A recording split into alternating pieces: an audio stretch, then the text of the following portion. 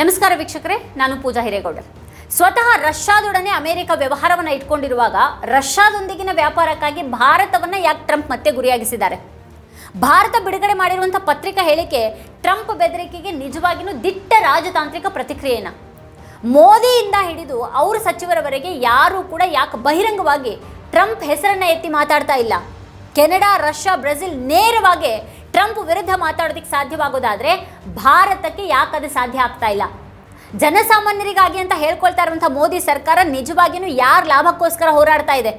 Trump ನಮ್ಮ ದೇಶವನ್ನು ಮತ್ತೆ ಮತ್ತೆ ಕಾಡ್ತಾ ಇರುವಾಗ, ಅವಮಾನಿಸ್ತಾ ಇರುವಾಗ, ನಮ್ಮ ಮೇಲೆ ಹೊರೆಯನ್ನು ಹಾಕ್ತಾ ಇರುವಾಗ ಭಾರತ ಸರ್ಕಾರ ಮಾಡ್ತಾ ಇರೋದು ಏನು ಅನ್ನೋದನ್ನೇ ಇವತ್ತಿನ ವಿಡಿಯೋದಲ್ಲಿ ನಾವು ವಿವರವಾಗಿ ಚರ್ಚೆ ಮಾಡಿದ್ದೀವಿ. ಆ ಸಂಪೂರ್ಣ ವಿಡಿಯೋ ನಮ್ಮ ವಾರ್ತಾ ಭಾರತಿ ಚಾನಲ್ನಲ್ಲಿದೆ. ಕೊನೆವರೆಗೂ ಆ ವಿಡಿಯೋನ ನೋಡಿ. ಆ ವಿಡಿಯೋ ನಿಮ್ಗೆ ಇಷ್ಟ ಆದರೆ ಲೈಕ್ ಮಾಡಿ, ಕಮೆಂಟ್ ಮಾಡಿ, ಹಾಗೆ ಆ ವಿಡಿಯೋದ ಲಿಂಕನ್ನು ನಿಮ್ಮೆಲ್ಲ ಬಂಧು ಮಿತ್ರರಿಗೆ ವಾಟ್ಸಪ್ ಮಾಡಿ. ಹಾಗೆ ನಮ್ಮ ಚಾನಲನ್ನು ಸಬ್ಸ್ಕ್ರೈಬ್ ಮಾಡೋದು ಮಾತ್ರ ಯಾವುದೇ ಕಾರಣಕ್ಕೂ ಮರಿಬೇಡಿ. Thank you.